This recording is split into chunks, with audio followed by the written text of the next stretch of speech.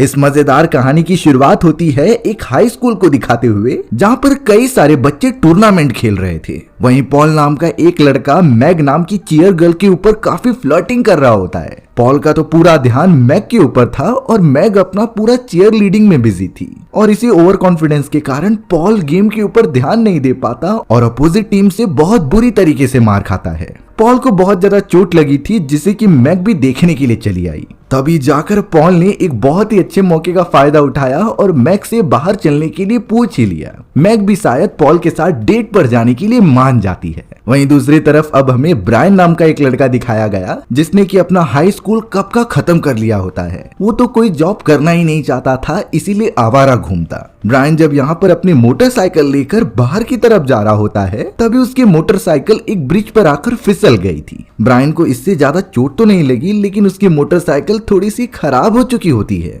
इसी रीजन की वजह से ब्रायन अपने एक साथी के गैराज पर चला गया और जो पार्ट्स खराब हुए हैं उन्हें लेने लगा। ब्रायन के पास पैसे तो नहीं होते, लेकिन उसने अपने दोस्त को कह दिया कि मैं वीकेंड पे आकर तुम्हारे गैराज में काम करूंगा। ये सारी चीजें बोलने के बाद वो सारा सामान लेकर वहां से चला गया। अब हमें उसी इलाके के एक घने फॉरेस्ट के अंदर बूढ़ा आदमी अपने एक कुत्ते के साथ बैठा हुआ दिखाई देता है। तभी अचानक उस बुड्ढे को आसमान की तरफ से कुछ अजीब सी चीज दिखाई देने लगी। वो चीज किसी मीटियोर जैसी दिख रही थी, जो लगातार उसकी तरफ बढ़ती चली गई और सीधे आकर जमीन पर टकरा जाती है। बूढ़ा आदमी बहुत ही ज्यादा चौंक गया कि आखिर ये क्या है, इसीलिए वो वहां पर जाकर देखने लगा। वो जो भी चीज हो, लेकिन उसका इम्पैक्ट पृथ्वी पर काफी गहरा पड़ा था और वहां तो गड्ढा बन गया होता है। बूढ़े आदमी को उसके अंदर से कुछ अजीब तरीके की आवाजें आने लगी, इसीलिए वो एक लकड़ी डालकर चेक कर रहा होता है। तभी अचानक लकड़ी के ऊपर एक स्लाइमी मटेरियल आ गया, जिसके अंदर जान मौजूद थी और वो धीरे धीरे बूढ़े आदमी के ऊपर चढ़कर उसे डैमेज पहुंचाने लगा। बूढ़ा आदमी बहुत ज्यादा चिल्लाता है और वहां से भागने लगता है। ऐसा लग रहा था कि ये स्लाइमी मटेरियल एक एलियन स्पीशीज है, जो कहीं स्पेस से यहाँ पर आया था। वहीं दूसरी तरफ हमें पॉल को दिखाया गया, जो मैग के घर पर डेट के लिए आता है, लेकिन दरवाजा तो मैग की मदर ने खोला था, जिन्हें की पॉल के बारे में सब पता होता है। पॉल को सम्मान के साथ अंदर बुलाया गया। हमें तो वहां पर केविन नाम का मैग का भाई दिखाया गया, जो अपने दोस्तों के साथ बाहर जा रहा था। केविन ने घर पर तो बोला होता है कि वो अपने फ्रेंड्स के साथ पढ़ाई करेगा, लेकिन एक्चुअल में उनका प्लान था मूवी देखना और रात भर चिल करना। इसी वजह से केविन बिना सच बताए वहां से निकल जाता है। पॉल और मैग तो एक साथ अच्छा मोमेंट गुजार रहे थे और शायद उन दोनों को इन चीजों की जरूरत भी होती है। वहीं फॉरेस्ट के अंदर ब्रायन एक जगह पर खड़ा होता है, पर अचानक वही बूढ़ा आदमी ब्रायन के सामने आ गया, जो कि ब्रायन से मदद मांगने की कोशिश करता है, पर ब्रायन समझ नहीं पा रहा था कि इसे क्या हुआ। वो बूढ़ा आदमी अपने हाथ को दिखाता है, जिस पर वही इस्लामी मटेरियल चिपका था, और उस इस्लामी मटेरियल ने तो ऑलमोस्ट बूढ़े आदमी का आधा हाथ ही खा लिया होता है। इसी वजह से वो बूढ़ा आदमी भागते हुए सड़क की तरफ चला गया। ब्रायन उसकी मदद करने जाता तो है, लेकिन तब तक एक कार आकर उस बूढ़े आदमी को ठोकर मार देती है। ये कार किसी और की नहीं बल्कि पॉल की थी, जो मैग के साथ मौजूद था। वो दोनों जल्दी बाहर निकलते हैं और उस जगह पर ब्रायन भी पहुंच चुका था। ब्रायन बताता है कि ये बूढ़ा आदमी बहुत ही मदद मांगते हुए भाग रहा होता है, बट एक्चुअल में क्या हुआ मुझे भी नहीं पता।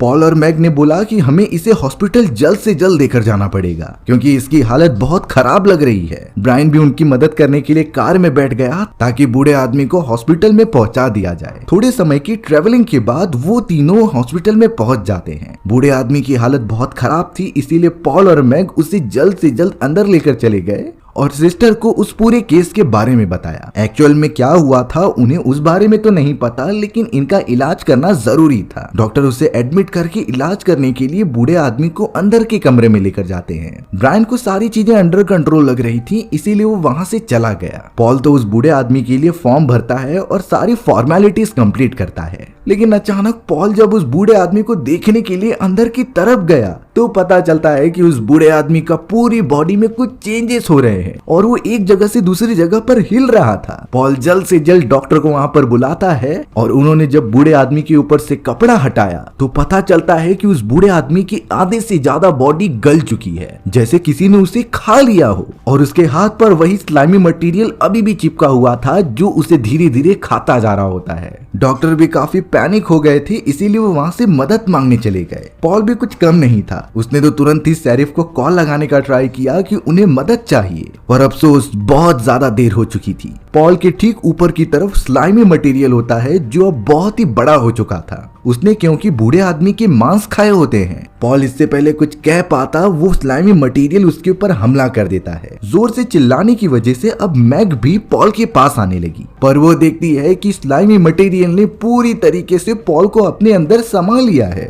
और वो उसके बॉडी को डिकम्पोज कर रहा था। मैग यहाँ पर पॉल का हाथ पकड़कर खींचने की बहुत कोशिश करती है, लेकिन स्लाइमी मटेरियल ने उसे पकड़ लिया था जो बहुत बुरी तरीके से उसके बॉडी को गलाने लगा। एक समय के बाद पॉल की पूरी बॉडी ऑर्गन्स एकदम से बाहर निकल चुके थे। उसके हाथ पैर सभी ऑर्गन्स अलग हो जाते हैं, यानी कि एलियन टाइप की उस स्लाइमी मटेरियल ने पॉल की जान ले ली। मैग इतना ज्यादा चिल्लाने लगी कि जल्द से जल्द वहां शेरिफ आते हैं और थोड़े समय के अंदर मैग के पेरेंट्स भी उसे वहां से लेकर जा रहे थे। मैग इतना ज्यादा डर गई थी कि वो कुछ भी नहीं बता पाती, लेकिन सबसे डरा देने वाली बात ये होती है कि वो स्लाइमी मटेरियल हॉस्पिटल में से कहीं गायब हो चुका है, यानी कि खतरा अब और भी ज्यादा होगा। सारे के सारे शेरिफ अपनी इन्वेस्टिगेशन करने में लग गए कि उन्हें कुछ सबूत मिले और वो क्रिमिनल का पता लगा पाए। अब दूसरी तरफ हमें फॉरेस्ट के अंदर स्कॉट और उसकी एक गर्लफ्रेंड को दिखाया जाता है जो कार में बैठकर बहुत ही ज्यादा मजे कर रहे थे। स्कॉट को कुछ इंपॉर्टेंट काम याद आता है, इसीलिए वो कार के पीछे वाले हिस्से में चला गया था। स्कॉट की गर्लफ्रेंड को बहुत नींद आ रही होती है, इसीलिए वो कार में सो गई, पर दरवाजा खुला ही था। उन्हें क्या पता कि अब उनकी तरफ कौन बढ़ रहा है जो दोनों की ही जान ले सकता है। वो स्लाइमी मटेरियल वाला क्रिएचर अब कार के अंदर घुस चुका था। थोड़ी देर के अंदर स्कॉट जब अपनी गर्लफ्रेंड के पास वापस आया तो वो चौंक गया, क्योंकि उसके गर्लफ्रेंड की पूरी बॉडी एकदम से फूल चुकी होती है और अंदर के सारे ऑर्गन्स खत्म हो चुके थे। ये कमाल था उस खतरनाक क्रिएचर का जिसने उसकी गर्लफ्रेंड को मार दिया।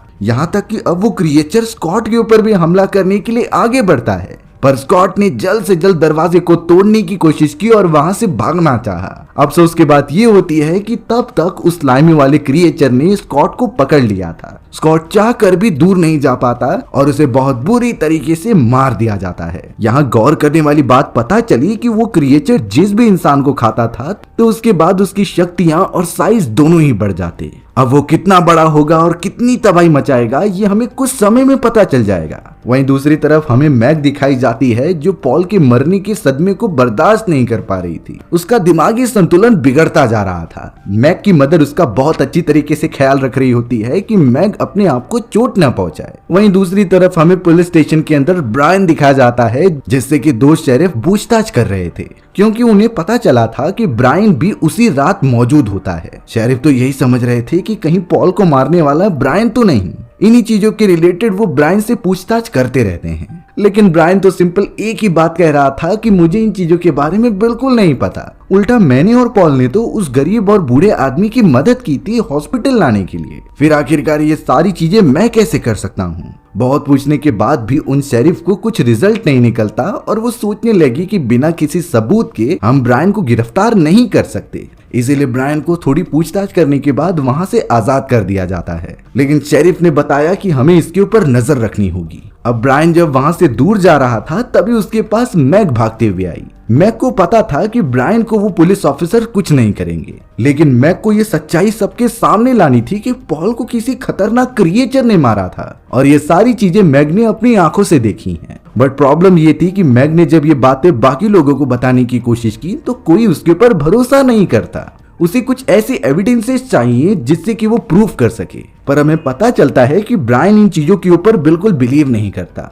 वो तो सीधा वहां से एक रेस्टोरेंट के अंदर चला गया जहां वो डेली आया करता था। मैग भी उसके साथ चली जाती है और हर बार कन्विंस करने की कोशिश करती है। मैग ने फिर से बताया कि तुमने जो देखा है सिर्फ तुम्हें वही बोलना है। उस बूढ़े आदमी के हाथ पर जो अजीब सी चीज मौजूद थी, मुझे लगता है कि वो कोई क्रिएचर है और उसी ने ही बूढ़े आदमी के साथ साथ पॉल को भी मारा था। ब्रायन इतना कंफर्म कर रहा था कि उसने जरूर कोई अजीब सी चीज बूढ़े आदमी के हाथ पर देखी थी, लेकिन उसे क्रिएचर नाम देना एकदम से गलत है। उनके पास तो कुछ सबूत भी नहीं है जिससे ये कंफर्म हो सकता था। ब्रायन तो अब यहाँ पर मैग को ही बुरा भला कहता है क्योंकि उसकी वजह से पॉल की जान गई। मैग बहुत ही ज्यादा रोने लग जाती है और वहां से जाने लगती है, पर तभी ब्रायन के अंदर की इंसानियत जाग गई। वो तुरंत जाकर मैग को वापस बुलाता है और कहता है कि मुझसे जो बन पड़ेगा मैं वो करूंगा। हमें सिर्फ सबूत चाहिए जिससे हम सब कुछ प्रूफ कर सकें। यानी कि ब्रायन अब मैग के साथ हो चुका है। वो दोनों बात करने लगे कि आखिर क्या क्या किया जा सकता है। उस जगह पर फ्रेया नाम की एक वेट्रेस होती है जो सारे ऑर्डर्स लेकर किचन में जा रही थी और सारे काम कर रही थी।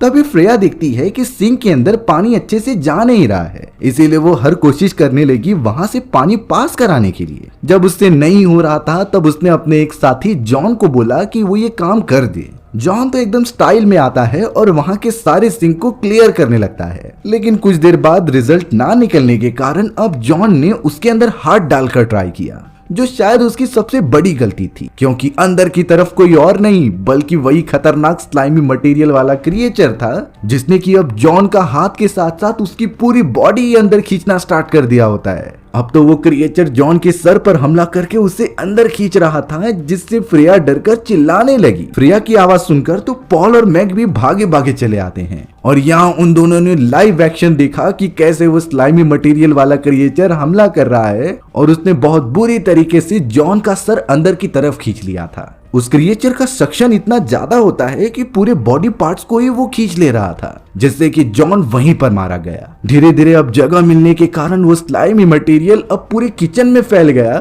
उस खतरनाक क्रिएचर को देखते ही मैग, ब्रायन और फ्रेया वहां से तुरंत ही भागने लगे। क्रिएचर नए शिकार पर था, इसीलिए सबसे पहले वो मैग और ब्रायन को पकड़ने की कोशिश करता है। मैग और ब्रायन तो जल्द से जल्द पास ही वाले कमरे के अंदर चले गए क्योंकि उन्हें वो जगह सेफ लग रही थी, लेकिन वो क्रिएचर तो स्लाइमी मटेरियल का बना था, यानी छोटे से छोटे जगह पर भी वो घुस सकता था। वो क्रिएचर अंदर आने की कोशिश तो करता है, लेकिन ब्रायन बार बार उसे मारता जा रहा था। ब्रायन मैग को लेकर वहीं कोने में छुप गया। फ्रेया यहाँ पर इतना ज्यादा डर चुकी थी कि वो जल्द से जल्द वहां से बाहर निकलते हुए कॉल करती है शेरिफ को, ताकि उनकी मदद करने के लिए वो यहाँ पर पहुंच जाए। बट अब उसके फोन बूथ के चारों तरफ वही क्रिएचर जमा होने लगा, जैसे कि शायद फ्रेया के प्रेजेंस का अंदाजा हो चुका होता है। हमें तो उस बड़े से क्रिएचर के बॉडी में वही लोग दिखाए जाते हैं जिसे कि उसने मार दिया था, यानी वो उसकी पूरी बॉडी को ही डिसॉल्व कर लेता। अब उस क्रिएचर का साइज इतना बड़ा हो गया कि उसने फोन बूथ को ही पूरा तोड़ दिया था, जिससे कि एक समय के बाद फ्रेया वहां से भाग नहीं पाती और उस क्रिएचर के हाथों मारी जाती है। फ्रेया का नामो निशान भी नहीं दिख रहा था।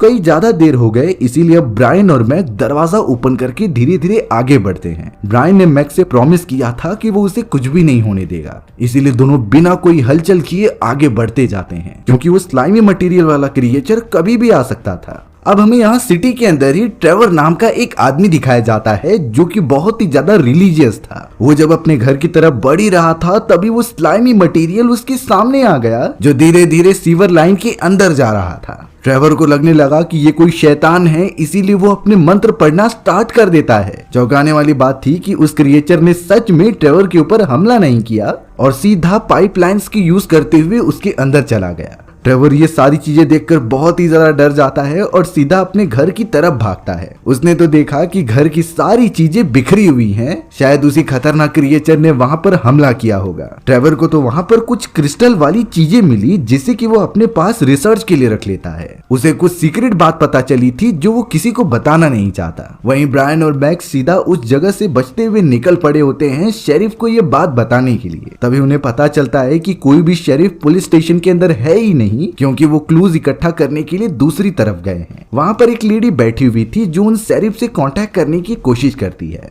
उनकी डायरेक्शन बताने के कारण ब्रायन और मैक्स सीधा निकल पड़े थे वहां पर जहां सारे शेरिफ मौजूद होते हैं, क्योंकि उन दोनों को डर लग रहा था कि कहीं वो खतरनाक क्रिएचर उनके ऊपर ना हमला कर दे। ब्रायन और मैग अब उसी फॉरेस्ट वाले इलाके में पुलिस ऑफिसर्स की गाड़ी पाते हैं और धीरे धीरे आगे बढ़ने लगते हैं। लेकिन तभी अचानक उनके ऊपर कई सारे व्हाइट सूट पहने हुए इंसानों ने अपनी गन तान दी थी। वो सभी तो इन दोनों को घुसपैठिया समझ रहे होते हैं जो उनके ऊपर नजर रख रहे थे, बट तभी उनका लीडर डॉक्टर मेंडिस वहां पर आ जाता है। मेंडिस ने तो अपने सारे साथियों को गन नीचे रखने के लिए कहा, क्योंकि ये दोनों तो बच्चे लग रहे थे। तब जाकर डॉक्टर मेंडिस मैग और ब्रायन को सच्चाई बताते हैं कि कुछ समय पहले पृथ्वी पर एक मीटेरॉइड गिरा। इस मीटेरॉइड के अंदर एक ऐसा क्रिएचर था जो बहुत ही खतरनाक है और इंसानों को एक ही बार में खा सकता है। इस टाइप के सेम मीटेरॉइड और क्रिएचर्स कई साल पहले डायनासोर्स के जमाने में आए थे। लगातार मीटेरॉइड से पृथ्वी पर आने के बाद बहुत ही कम समय के अंदर डायनासोर को उन्होंने खत्म कर दिया।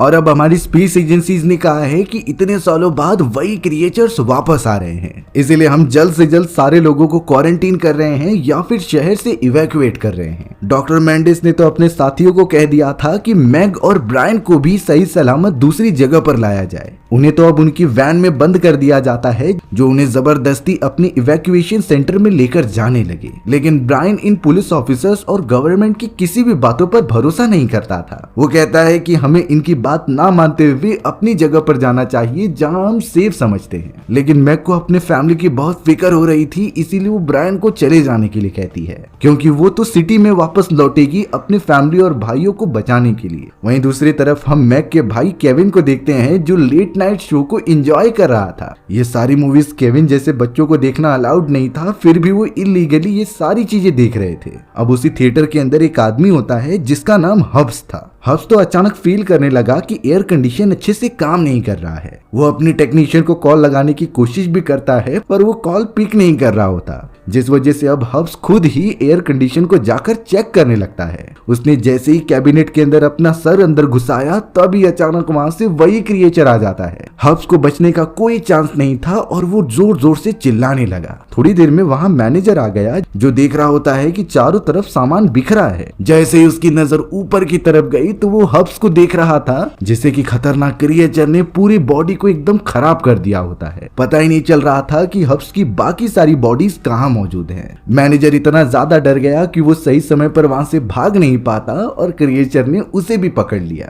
उसका साइज काफी बड़ा हो चुका होता है और वो धीरे धीरे थिएटर में मौजूद और भी लोगों को अपना शिकार बनाने लगा। मैग अब जल्द से जल्द सिटी के अंदर पहुंचकर अपने फैमिली वालों से मिलती है। वो सभी तो सही सलामत थे, लेकिन जब मैग अपने भाई केविन को नहीं देख रही थी तो वो समझ जाती है कि केविन मुश्किल में है। मैग अब तुरंत ही थिएटर की तरफ भागने लगी क्योंकि केविन तो वहीं पर मौजूद था। थिएटर में उस स्लाइमी मटेरियल वाले क्रिएचर ने पूरी तबाही मचाना स्टार्ट कर दिया जो एक एक करके सभी को मारने लगा होता है। मैग तो अब थिएटर के अंदर पहुंच गई होती है जहां सारे लोग अपनी जान बचाकर भाग रहे थे। उसने तुरंत ही अपने भाई को आवाज लगाई जो एग्जिट डोर को खोलने की कोशिश कर रहा था। मैग तो अपने भाई के पास पहुंचती है और उसके एक दोस्त जिसका नाम एडी था उसे भी लेकर दूसरी तरफ भागने लगी क्योंकि वो क्रिएचर ठीक उनके पीछे होता है जिसका साइज तो काफी बढ़ गया था। मैग एडी और केविन को लेकर सीधा एक सीवर लाइन के अंदर चली जाती है जहां शायद वो सेफ रहेगी, बट उन्हें क्या पता कि वो क्रिएचर भी अब उन्हें पकड़ने के लिए नीचे की तरफ आ रहा है। अब हमें ब्रायन दिखाया गया जो अपनी मोटरसाइकिल रिकवर करता है और वहां से जाने की प्लानिंग करता है, लेकिन तभी उसे डॉक्टर मेंडिस और कई सारे वैज्ञानिक दिखाए गए